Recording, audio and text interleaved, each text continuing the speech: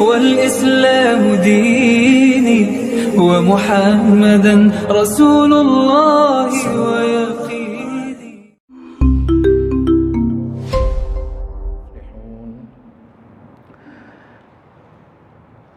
Ma'asyiral muslimin rahimahumullah, mari kita memulai kajian pada hari ini, yakni kitab Syarah Aqidah Ahlus Sunnah wal Jamaah, memasuki kaidah ke-48. Ahlus Sunnah wal Jamaah mengikuti sunnah Rasul sallallahu alaihi wasallam secara lahir dan batin. Seperti apa keterangan dan penjelasannya? Mari kita sama-sama mendengarkannya. Silakan akhi untuk membacakannya. Tafadhal. Bismillahirrahmanirrahim. Kaidah ke-48. Ahlus Sunnah wal Jamaah mengikuti sunnah Rasulullah SAW secara lahir dan batin. Termasuk jalan Ahlus Sunnah wal Jamaah yaitu mengikuti sunnah Rasulullah secara lahir dan batin, dan mengikuti jalannya orang-orang terdahulu dari kaum Muhajirin dan Ansar. Allah Subhanahu wa taala berfirman, A'udzu billahi minas syaitonir rajim. Was-sabiquna al-awwaluna minal muhajirin wal ansar walladzina ittaba'uuhum bi ihsan. Dan orang-orang yang terdahulu dan lagi yang pertama-tama masuk Islam di antara orang-orang Muhajirin dan Ansar, dan orang-orang yang mengikuti mereka dengan baik. Radhiyallahu anhum wa radu anhu. Allah ridho kepada mereka dan mereka pun ridho kepada Allah. Wa'adda lahum jannatin tajri tahtaha al-anharu khalidina fiha abada. Allah menyediakan bagi mereka surga-surga yang mengalir di bawahnya sungai-sungai. Mereka kekal di dalamnya selama-lamanya. Dzalikal fawzul 'adzim. Itulah kemenangan yang agung. Surat At-Taubah, surat ke-9 ayat 100. Mereka mendahulukan firman Allah Subhanahu wa taala dari semua perkataan manusia yang ada, mendahulukan petunjuk Nabi Muhammad SAW dari semua petunjuk orang. Maka yang demikian inilah mereka disebut atau dikatakan Ahlul Quran wa Sunnah. Allah Subhanahu wa taala berfirman, Ya ayyuhalladzina amanu la tuqaddimu baina yaday Allahi wa rasulih. Wahai orang-orang yang beriman, janganlah kamu mendahului Allah dan Rasulnya. Wattaqullah, dan bertakwalah kepada Allah. Innallaha sami'un 'alim. Sungguh Allah Maha mendengar dan Maha mengetahui. Quran surat Al-Hujurat surat ke-49 ayat 1. Allah Subhanahu wa taala berfirman, Innama kana qaulal mu'minina idza du'u ila Allahi wa rasulih litahkum bainahum. Hanya ucapan orang-orang mukmin yang apabila mereka diajak kepada Allah dan Rasulnya agar Rasul memutuskan perkara di antara mereka, ayyaqulu sami'na wa ata'na. Mereka berkata, kami mendengar dan kami taat. Wa ulaika humul muflihun, dan mereka itulah orang-orang yang beruntung. Wa may yuti'illahi wa rasulahu wa yahsallaha wa yattaqi ulaika humul fa'ilun. Dan barang siapa yang taat kepada Allah dan Rasulnya serta takut kepada Allah dan bertakwa kepada Allah, mereka itulah orang-orang yang mendapat kemenangan. Surat An-Nur surat ke-24 ayat 51 sampai 52. Rasulullah sallallahu alaihi wasallam bersabda, Inni qad taraktu fikum syai'ain.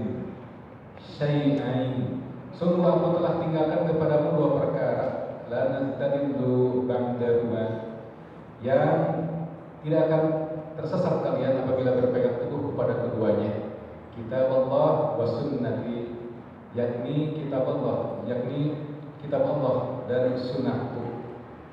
Walan yatafarraqa hatta yarida alayyal haud.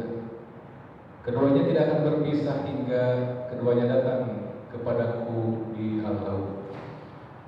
Beliau sallallahu alaihi wasallam juga bersabda, Man ya'is minkum ba'di Barang siapa yang hidup setelah meninggalku, fasayarah tilafan katsirah, maka mereka akan melihat perselisihan yang banyak. Fa'alaikum bisunnati wa sunnatil khulafa'ir rasyidin al-mahdiyyin. Maka wajib atas mereka memegang teguh sunnahku dan sunnah khulafa'ir rasyidin yang mendapat petunjuk.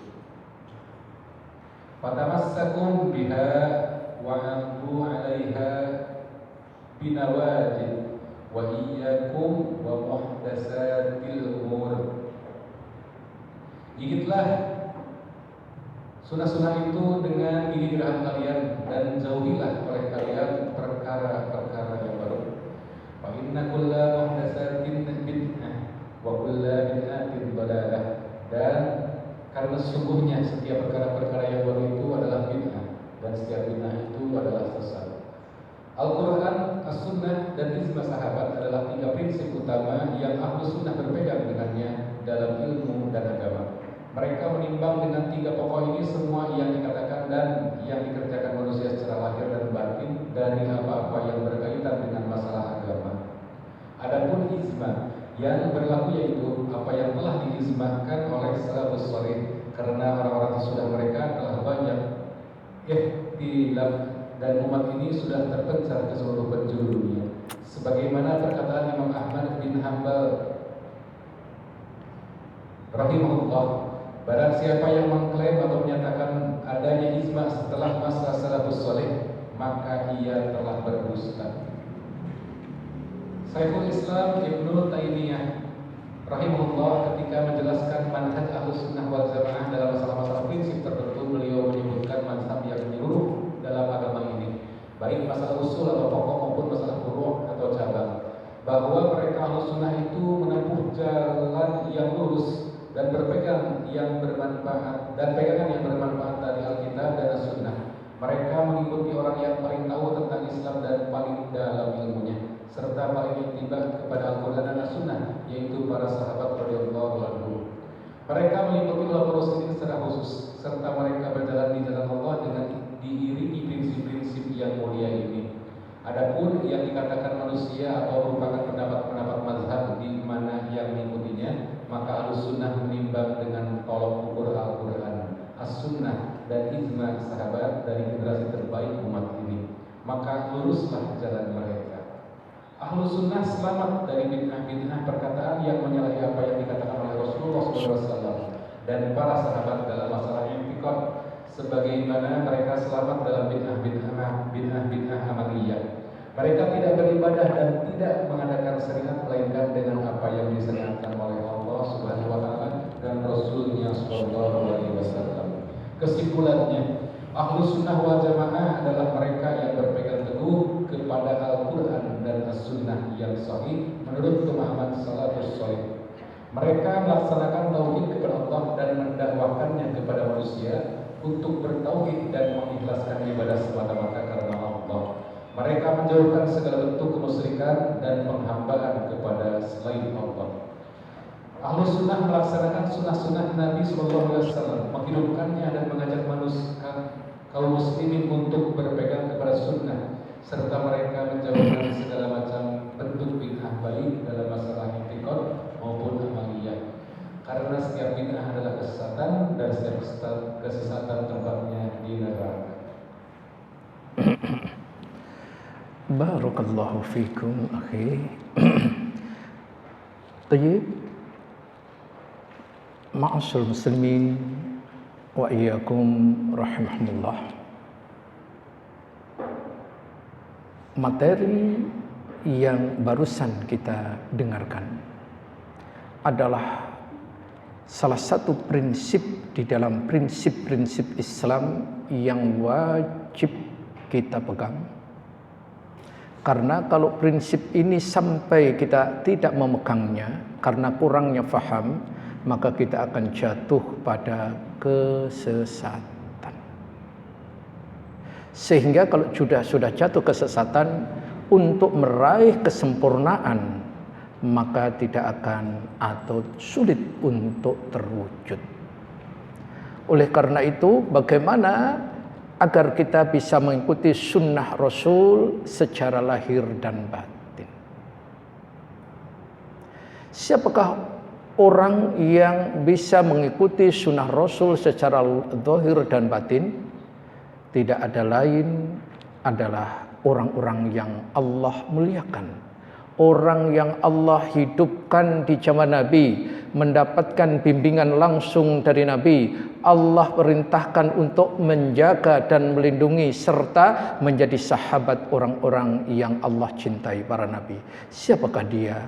Sahabat radhiyallahu anhum ajma'in. Inilah ma'asyar muslimin.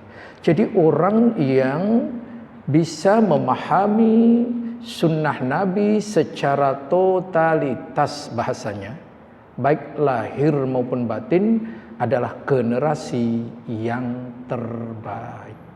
Siapakah generasi yang terbaik itu? Yakni yang disebut dengan sahabat Nabi. Kalau laki namanya sahabat, kalau perempuan namanya sahabiyah. Jadi para sahabat dan sahabiyah inilah orang-orang yang menjadikan syariat Islam yang dibawa oleh Rasul, ia jalankan, ia amalkan, ia dakwahkan secara lahir dan batin. Siapakah mereka? Mereka adalah awal-awal orang yang berdakwah ke dalam Islam, kaum Muhajirin dan kaum Ansor. Kemudian diikuti sahabat-sahabat yang lainnya. Kenapa?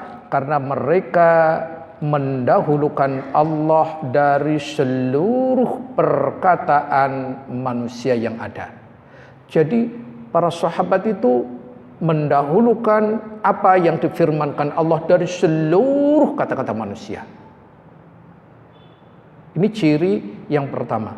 Ciri yang kedua, para sahabat radhiyallahu anhum itu mendahului atau mendahulukan petunjuk Rasulullah sallallahu alaihi wasallam dari semua petunjuk orang. Jadi yang pertama yang didahulukan adalah kalam Allah, yang kedua yang didahulukan adalah petunjuk Nabi yang disebut dengan sunnah Nabi tersebut.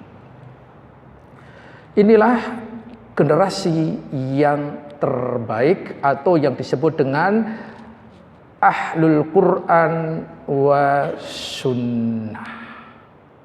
Jadi kalau disebut dengan ahlul Quran wa sunnah, yang pertama adalah para sahabat radhiyallahu anhum.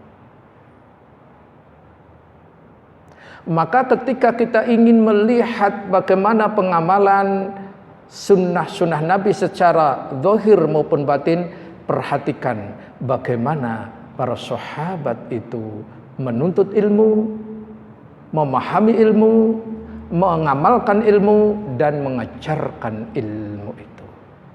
Baik, kita akan memulai satu demi satu guna untuk meraih keilmuan dari sumber yang otentik, yakni Al-Quran dan As-Sunnah dengan difahami salafus solih.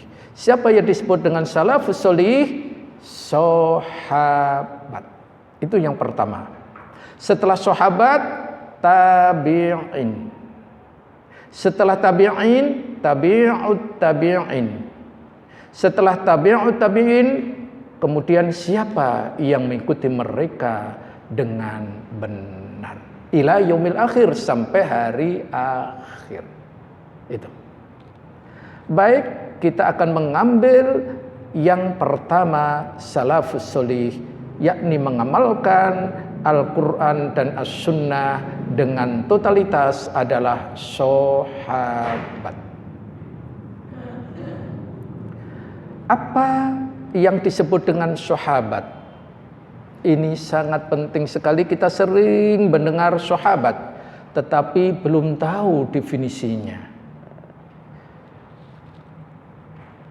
Ana akan ambil yang pertama adalah definisi sahabat dari Ibnu Katsir dalam kitabnya Al-Ba'its Al-Hatsits Fiqh Hari Ulumul Hadis juz 1 halaman 24.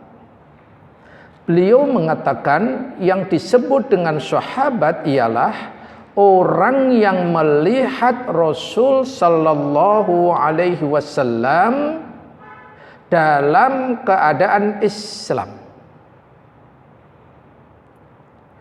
Kemudian yang meriwayatkan sabda Nabi sallallahu alaihi wasallam. Meskipun ia bertemu dengan Rasulullah tidak dalam tempo yang lama, atau Rasulullah belum melihat ia sama sekali. Meskipun Rasul belum melihat, tetapi kalau ia sudah pernah melihat Rasul baik lama maupun sebentar, itu namanya sahabat. Ini keterangan dari Ibnu Katsir. Nanti akan dilengkapi. Kemudian definisi yang kedua saya mengambil dalam kitab Ta'liq Mukhtasar ala Mat'i Al-Aqidah At-Tahawiyah Syekh Shalih Al-Fauzan hafizullah. Apa itu yang disebut dengan sahabat? Adalah mereka yang bertemu dengan Nabi secara langsung, beriman kepada Nabi dan meninggal dalam keadaan beriman. Anak ulang, sahabat adalah mereka yang bertemu dengan Nabi secara langsung, kemudian beriman kepada Nabi dan meninggal dalam keadaan beriman.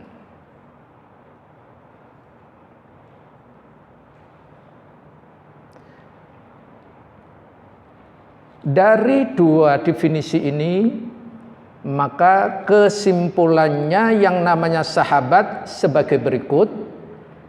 Pertama, hidup di masa Nabi. Kedua, melihat Nabi secara langsung dalam keadaan Rasul masih hidup. Yang ketiga, beriman kepada Nabi. Yang keempat, belajar dengan Nabi. Yang kelima, meninggal dalam keadaan beriman. Inilah definisi sahabat. Dari 5 kategori ini, anak akan ambil contoh. Ia hidup di zaman Nabi. Ia melihat Nabi. Contohnya adalah Abu Lahab. Ia termasuk sahabat atau tidak? Tidak. Kenapa tidak? Karena ia tidak beriman kepada Rasulullah sallallahu alaihi wasallam. Contoh yang kedua, pamannya Abu Thalib. Ia hidup di zaman Nabi. Ia melihat Nabi. Bahkan ia memperjuangkan dan membela Nabi. Apakah Abu Thalib termasuk sahabat Nabi? Tidak. Kenapa tidak? Karena ia tidak beriman kepada Nabi. Baik. Contoh yang ketiga. Ada seorang yang pengen sekali masuk Islam. Dari negeri jauh sekali. Ia datang ke Madinah. Sampai di Madinah, ternyata didapati Rasulullah sudah wafat. Namun ia masih melihat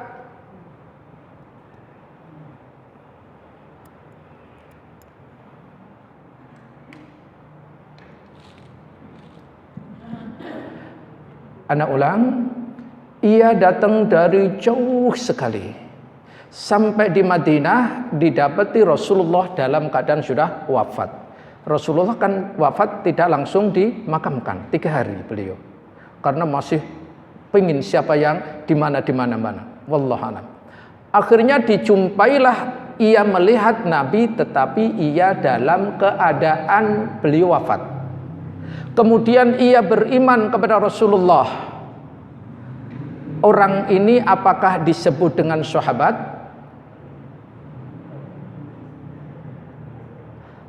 Apakah ia disebut dengan sahabat? Iya? Iya atau tidak? Tidak. Kenapa tidak? Karena Nabi sudah wafat. Yang iya? Karena melihat Nabi. Iya.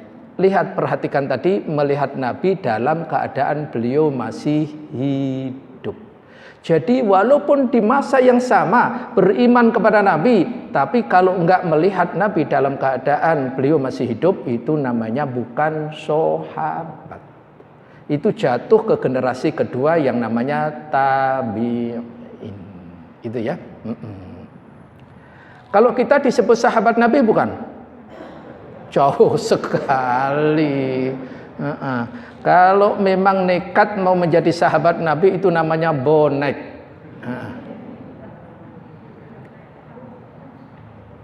Baik, kemudian berapakah jumlah sahabat? Berapakah jumlah sahabat? Ada dua pendapat berkaitan dengan jumlah sahabat. Yang pertama, tidak mungkin bisa memastikan berapa jumlah sahabat Rasul sallallahu alaihi wasallam. Alasan mereka karena para sahabat sudah terpencar ke berbagai negeri. Bahkan sudah sampai ke penjuru bumi. Jadi sudah beredar luar biasa. Bahkan di zaman Nabi Shallallahu Alaihi Wasallam sendiri tidak ada yang mengumpulkan daftar nama-nama orang yang masuk Islam. Siapa yang lahir dari keluarga Muslim dan seterusnya. Inilah pendapat yang pertama. Jadi tidak bisa dipastikan berapa. Hal ini ada beberapa keterangan dari yang pertama, sahabat Ka'ab bin Malik radhiyallahu an, di dalam hadis yang panjang, beliau ketika itu tidak ikut perang Tabuk yang dihajar 50 hari itu. Beliau menyampaikan, kaum muslimin yang ikut bersama Nabi sallallahu alaihi wasallam saat perang Tabuk itu sangat banyak sekali. Tidak ada kitab yang mampu menuliskan semua nama-nama mereka. Demikian pula tidak ada seorang pun yang mampu menghafalkannya. Hadis riwayat Bukhari dan Muslim. Ini perkataan dari Ka'ab bin Malik. Jadi ketika itu di perang Tabuk itu banyak sekali kaum muslimin. Kemudian yang kedua rujukannya adalah sahabat Abu Zur'ah, ya, Abu Zur'ah Ar-Razi, ia menjelaskan. Ini di dalam kitab Al-Ma'ith Al-Hadis juz 1 halaman 25. 40.000 orang sahabat Nabi ikut berhaji wada bersama Nabi. Jadi yang ikut haji bersama Nabi berapa itu? 40.000. 40.000 itu gimana? Zaman dahulu sudah banyak sekali, Bu. Dan ini berangkat semuanya dari Madinah. Ada yang naik kuda, ada yang jalan kaki, ada yang naik unta. Masya Allah. Itu. Kemudian pada masa sebelumnya 70.000 orang sahabat Nabi ikut bersama Nabi dalam perang Tabuk. Dan ketika Rasul wafat jumlahnya 114.000 sahabat Nabi. Ini keterangan dari Abu Zur'ah Ar-Razi.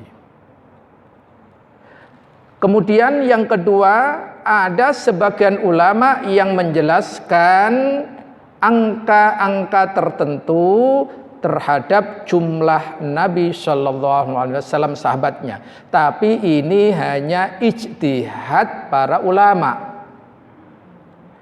Di antaranya Al-Hafidz Abu Zurrah tadi, bahwa sahabat Nabi ketika beliau wafat berapa tadi? 114.000.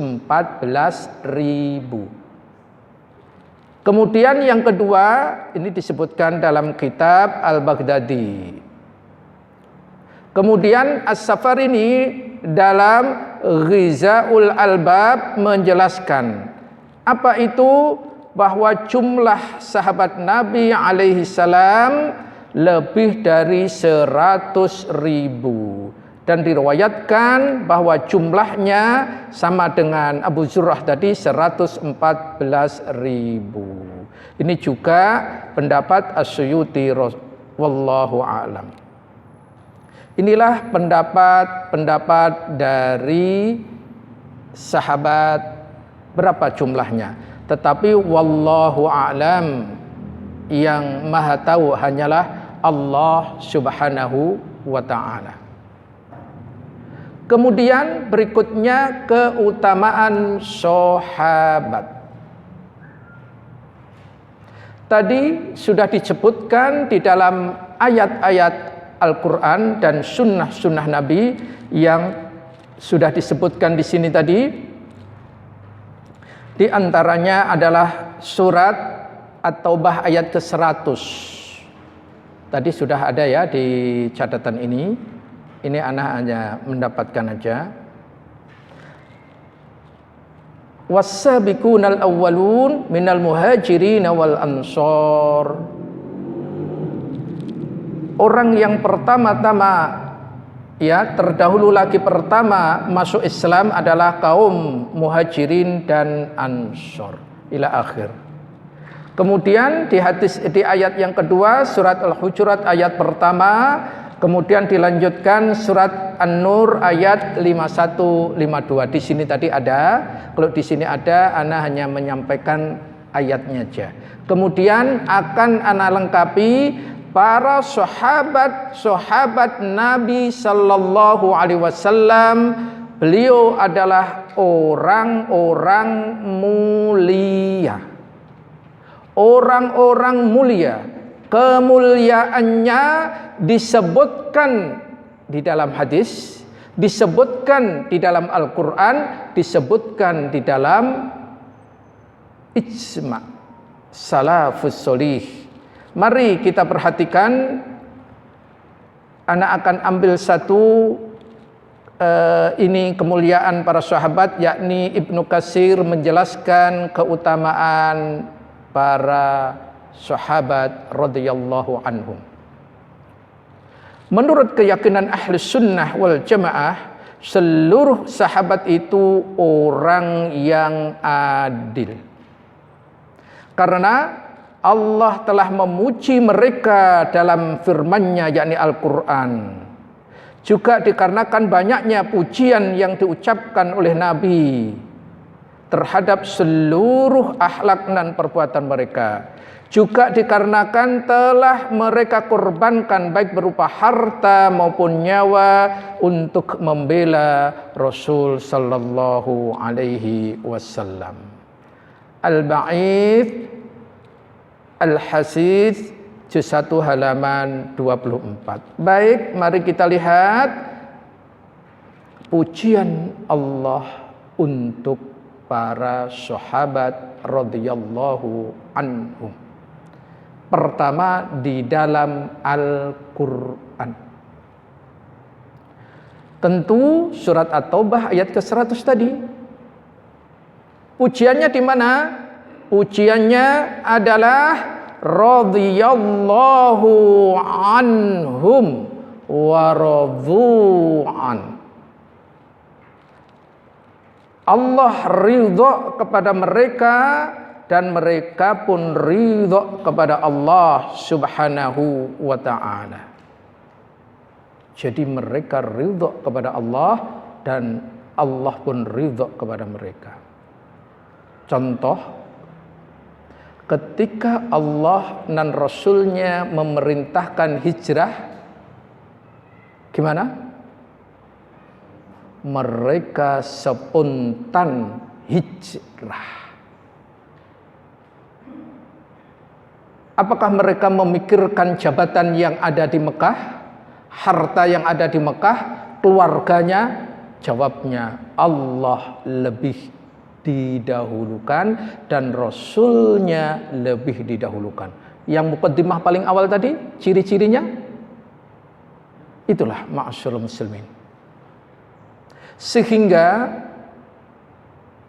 sahabat-sahabat mulia itu luar biasa. Nanti akan dikasihkan beberapa contoh kehebatan para sahabat radhiyallahu anhum sampai ia lebih ridho kepada Allah daripada ridho kepada manusia. Anak akan berikan contoh satu. Sa'ad bin Abi Waqqas ketika masuk Islam,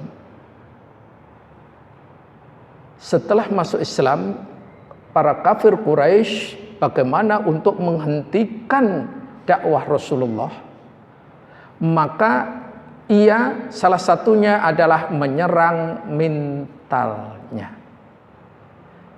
Menyerang mentalnya bagaimana? Dengan metode kaum Quraisy, para petinggi-petingginya mengeluarkan instruksi bahwa siapa orang tua yang anaknya sudah dewasa dilarang untuk masuk Islam, mengikuti agama Rasulullah. Kalau sudah masuk Islam harus ditarik kembali. Ini instruksi kepada semua orang tua dan para ketua kafilah-kafilah atau suku-suku yang ada. Ini contoh kemuliaan para sahabat. Kemudian apa yang terjadi? Maka ibunya Sa'ad bin Abi Waqqas sudah mulai menerima instruksi langsung itu. Akhirnya ia jalankan. Dengan cara apa? Dengan cara ia mogok makan. Jadi ternyata mogok makan itu sudah ada zaman dahulu itu. Kemudian informasi itu terdengar kepada Sa'ad bin Abi Waqqas karena berhari-hari ibundanya nggak mau makan sampai dalam keadaan kritis. Sudah hampir mati. Maka seorang anak Sa'ad bin Abi Waqqas akhirnya ia datang. Maka orang-orang kafir Quraisy sudah mulai senang, bangga. Ini nanti Sa'ad bin Abi Waqqas akan kembali ke agama nenek moyang. Apa yang terjadi? Setelah ketemu dengan orang tuanya menghendaki masuk Islam, kalau enggak aku akan mogok sampai mati. Apa jawabnya Sa'ad bin Abi Waqqas? Bahasa kita di sini aja ya gampang.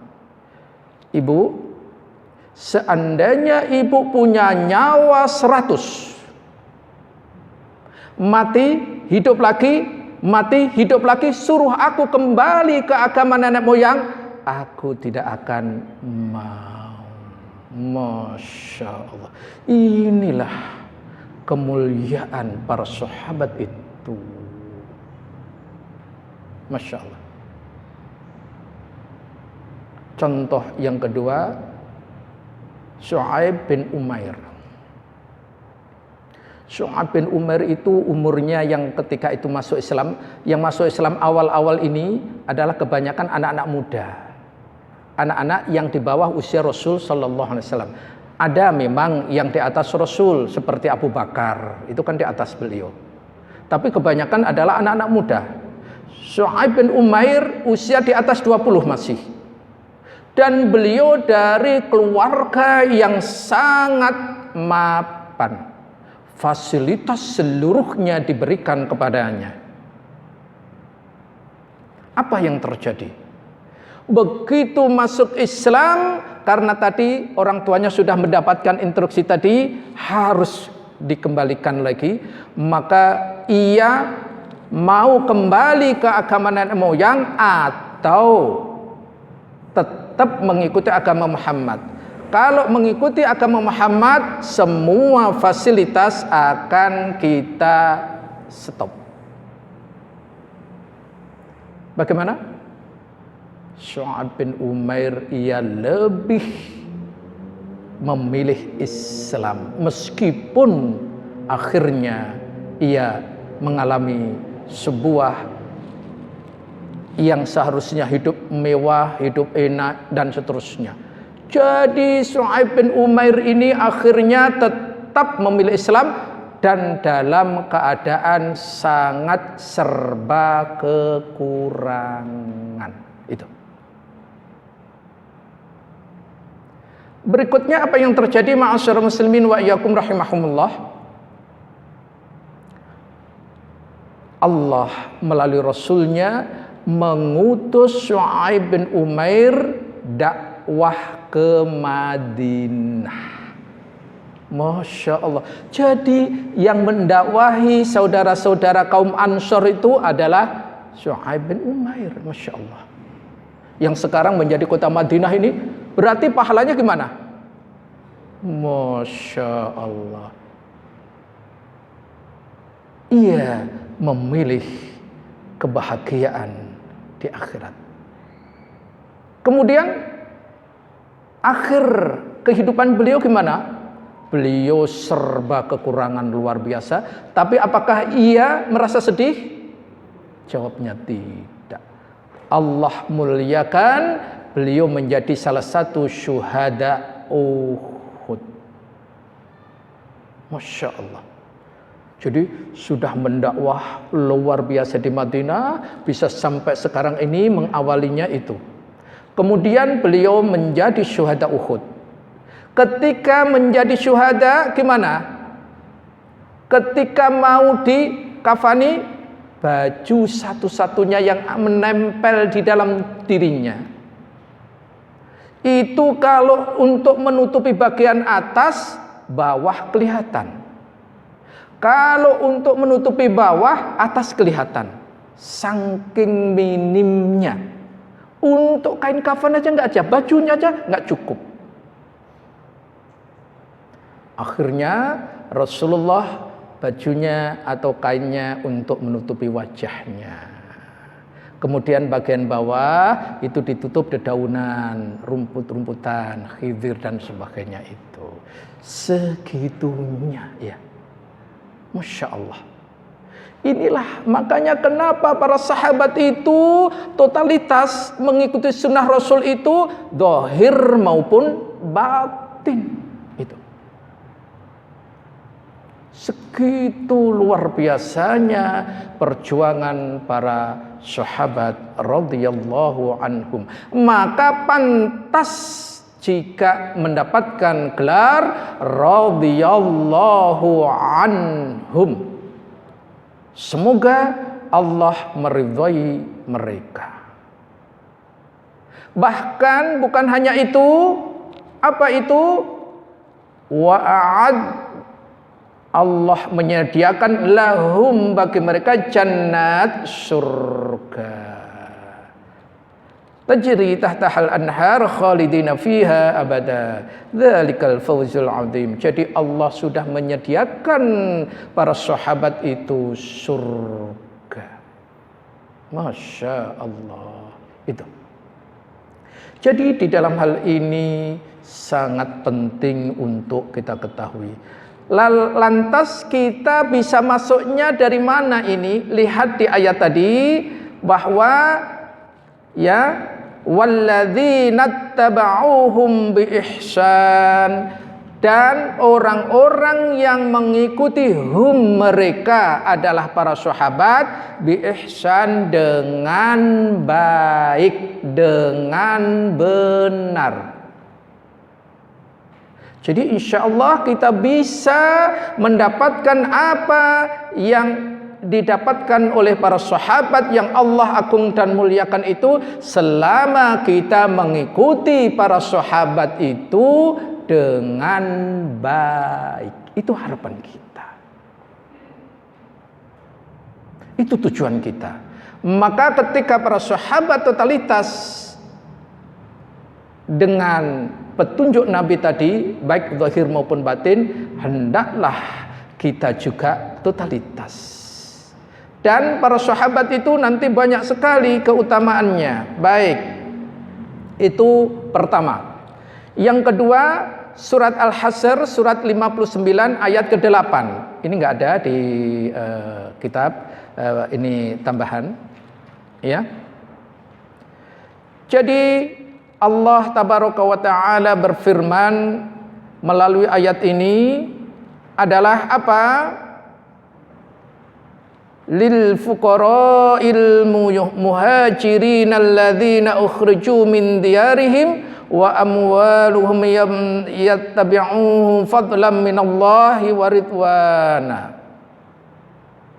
Harta rampasan itu juga untuk orang-orang fakir yang berhijrah, yang terusir dari kampung halamannya dan meninggalkan harta benda demi mencari karunia Allah dan keridhoannya dan demi menolong agama Allah dan Rasulnya. Mereka itulah orang-orang yang benar. Jadi para sahabat radhiyallahu anhum itu semua apa yang ia miliki, ia meyakini sarana menuju keridhaan Allah untuk bekal kehidupan setelah kematian. Maka para sahabat itu, ma'asyiral muslimin, dunia itu diletakkan di tangan. Jadi ad-dunya mazra'atul akhir. Jadi dunia itu untuk sarana menuju akhirat. Sehingga habis hartanya dia ridho.